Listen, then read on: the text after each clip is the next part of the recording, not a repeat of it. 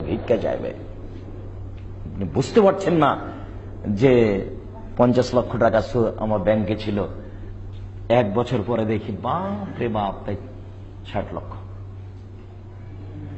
কোনো কিছু লাগেনি, কোনো রিস্ক নাই। কোন রিস্ক আছে কি?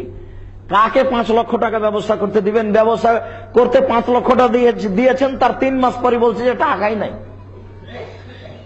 আপনাকে লাভ দেবো কি? টাকাই নাই। ওই বুদ্ধিবাদ। ব্যাংকে রাখি, টেনশন মুক্ত, লাখ লাখ টাকা নেন, খান। চিরদিন থাকবে না সর্বশক্তিমান তিনি। সুদখোরকে ভিক্ষুক হতেই হবে, আজ হোক আর কাল হোক। পরের অংশে আল্লাহ বলেন, দান মানুষের টাকাকে বেশি করে দেয়। এই কথা বোঝা কঠিন। আমি 100 টাকা থেকে 10 টাকা যদি দান করি আর 90 টাকা যদি বাক্সে রেখে দিই, 1 বছর পরে যদি বের করি 90 টাকাই থাকবে। তো আল্লাহ বেশি করেন বলছেন যে? তো বুঝতে পারলাম না বেশি হয় কিভাবে। কেন বুঝতে পারছেন না? বছরের প্রথমে ছিল আপনার 10 লক্ষ, রমাজানে এসে দেখছেন 15 লক্ষ, আর ওর ছিল গত রমাজানে 10 লক্ষ। কি হতে এখন নাকি হয়ে গেছে 7 লক্ষ। ওর 3 লাখ কোথায় গেল? ব্যবসা মার খেয়েছে। এরটা বেশি হলো, লাভ হয়েছে। তো এটাই তো আল্লাহ কি বলবেন যে তুমি 90 টাকা রেখেছিলে, এ নাও 10 টাকা? এভাবে বলবেন? আল্লাহ বলেছেন যে ইবনে আদম, হে আদমের ছেলেরা, আনফেক আলাইকা, দান করো আমি তোমাকে দিব। তার মানে এটা বরকত বাড়বে। আয়েশা রাদিয়াল্লাহু তাআলা আনহা বলেন, আল্লাহ রাসূল যখন দুনিয়া থেকে চলে গেলেন তখন বাড়িতে ছিল অর্ধ সা আটা, সোয়া কেজি আটা থেকে রুটি বানাই খাই। অনেক দিন খেলাম। একদিন ভাবলাম দেখি তো কতটুকু আটা আছে, শেষ হয় না। মাপার পরে দেখি 2 দিন পর আর নাই। তার মানে মাপলে বরকত কমে যায়। বহুবার বলেছি আপনাকে, যে পাত্রে চাউল আছে ওই চাউল মাপবেন না, কয়দিন খেলেন। প্রতিদিন যদি হাফ কেজি করে খেজুর কিনেন, প্রতিদিনই শেষ হবে। আজকে একটা 10 কেজির 20 কেজির কার্টন নিয়ে আসেন, একদিক খুলে দিয়ে আপনার স্ত্রী প্রতিদিন 250-300 করে বের করবে, রমাজান শেষ হয়ে যাবে, শেষই হবে না। বরকত হবেই, হতে হবে। এটা আল্লাহর বিধান, এটা আল্লাহ রাসূলের নীতি, এটা আল্লাহর নীতি, এটা হবেই, কাউকে বলা লাগবে না। আল্লাহ রাসূল বলছেন, কিলু তামাকুম ফাইনফিয়াল বারাকা, চাউল মেপে রান্না করেন, আটা মেপে রুটি বানান, ওতে বরকত হবেই, বেশি হবেই, আপনাকে বলা লাগবে না, চিন্তা ভাবনা করা লাগবে না। এরযুকু মাইয়াশা বেগাইরে হিসাব, তিনি রুজি মানুষকে দিয়া থাকেন হিসাব ছাড়াই। অতএব টাকা বেশি হবেই। দান করলে তার সম্পদ বেশি হবে, কোনোদিনই কমবে না। আবু হুরায়রা রাদিয়াল্লাহু তাআলা আনহু বলেন, রাসূল সাল্লাল্লাহু আলাইহি ওয়াসাল্লাম বলেছেন, মা নাকাসাত সাদকাতুন মিন মালিন, দান মানুষের টাকাকে কমায় না, দান মানুষের টাকাকে বেশি করে। আল্লাহ তাআলা বলেন, তোমরা আমাকে কর্জ দাও, আমি তোমাদের বেশি করে দিব।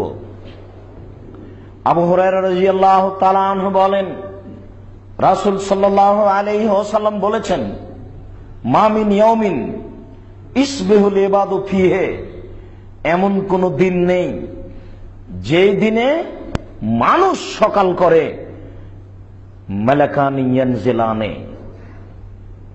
সেই দিনে 2 জন ফেরেশতা আকাশ থেকে নেমে আসেন।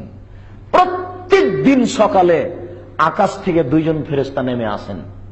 ফায়াকুলু আহাদুহুমা, 2 জনের একজন বলেন, আল্লাহুম্মা আতি লিকুল্লি মুনফিকিন খালাফা, আল্লাহ যে যতটুকু দান করলো তুমি তার ততটুকু পূর্ণ করে দাও। ফেরেশতা দিন রাত বলছেন, পূর্ণ হবে না মানে? হবে অবশ্যই। আপনি বুঝতে পারেন আর না পারেন, আমি বুঝতে পারি আর না পারি, আমি 500 টাকা দান করলে এর ঘাটতি পূরণ হবেই। আল্লাহ বলেছেন দানকে আল্লাহ বেশি করেন। আল্লাহর রাসূল বলছেন যে ফেরেশতা বলেন যে আল্লাহ যেটুকু দান করেছে তুমি সেটুকু পূর্ণ করে নাও। যদি আবার কথাটুকু বলি, 100 টাকা থেকে 90 টাকা, 10 টাকা দান করে 90 টাকা রেখে দিলাম, 1 বছর পরে কি ওটা 100 টাকা হবে? হবে না। কিন্তু আল্লাহর রাসূল যে বলছেন যে একজন ফেরেশতা বলেন, আল্লাহ যে যতটুকু দান করলো তুমি তার ততটুকু পূর্ণ করে দাও।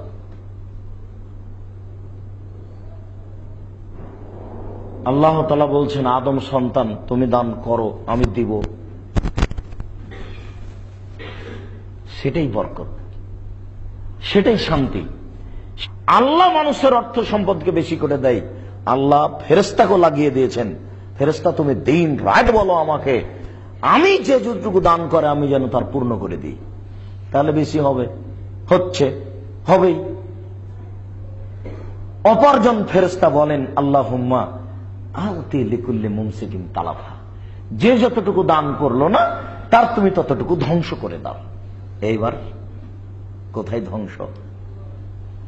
খালি আজকের হিসাব নিকেশ করে নিয়ে 50,000 টাকা লাভ হয়েছে, 1 লক্ষ টাকা লাভ হয়েছে, নিয়ে বাড়িতে ঢুকছেন রাত্রি 10টার দিকে।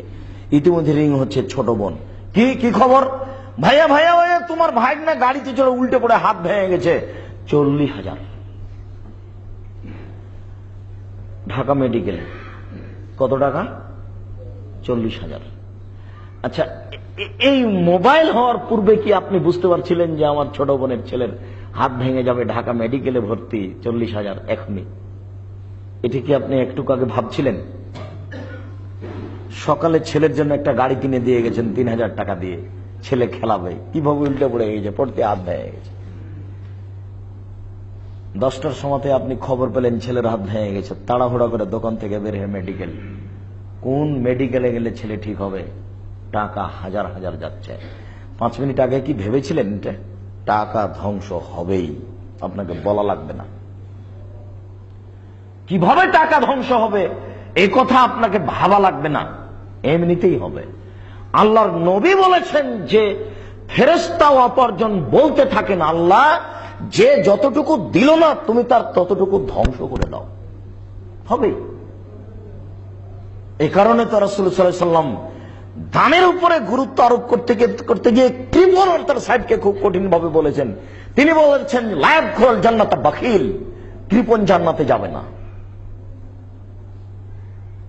তিনি বলছেন, সালাসাতুন মুহলিকাতুন, 3 শ্রেণীর মানুষ ধ্বংস হয়, তার 1 শ্রেণীর মানুষ হচ্ছে শহুন মুতা, যে কৃপণতাকে মেনে চলে, দিতে চেয়ে দেয় না, দিব কি দিব না, দিব কি দিব না, দেয় না, দিতে পারে না, ফকিরকে টাকা দিতে চায় না, কমই খারিজি মাদ্রাসা দান করতে পারে না, মনটা একটু খাটো হয়ে যায়, দিব কি দিব না, দিতে পারে না, দিতে চায় না।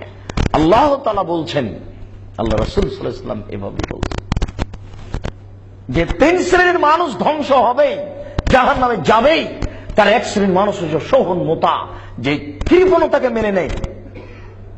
রাসূল সাল্লাল্লাহু আলাইহি ওয়াসাল্লাম বলেন, ওয়াত্তাকু শুহা ওয়া শুহা আহলাকা মান কানা ক্বাবলাকুম, তোমরা কৃপণতা থেকে বাঁচো, তোমরা কৃপণতা থেকে বাঁচো। কৃপণতা পূর্বের মানুষকে ধ্বংস করেছে। রাসূল সাল্লাল্লাহু আলাইহি ওয়াসাল্লাম ফজরের সালাতে সালাম ফিরার পূর্বে, মাগরিবের সালাতে সালাম ফিরার পূর্বে যখন তখন তিনি বলতেন, আল্লাহুম্মা ইন্নী আউযু বিকা মিনাল বুখল, হে আল্লাহ তোমার কাছে আমি কৃপণতা থেকে বাঁচতে চাই, আল্লাহ তোমার কাছে আমি কৃপণতা থেকে বাঁচতে চাই, আল্লাহ তোমার কাছে আমি কৃপণতা থেকে বাঁচতে চাই। বিশ্বাস করুন, কৃপণতা বড় বিপজ্জনক বস্তু, কৃপণতা বড় বিপজ্জনক ব্যাপার, যাতে মানুষের ধ্বংস হবেই, যার ফলাফল জাহান্নাম।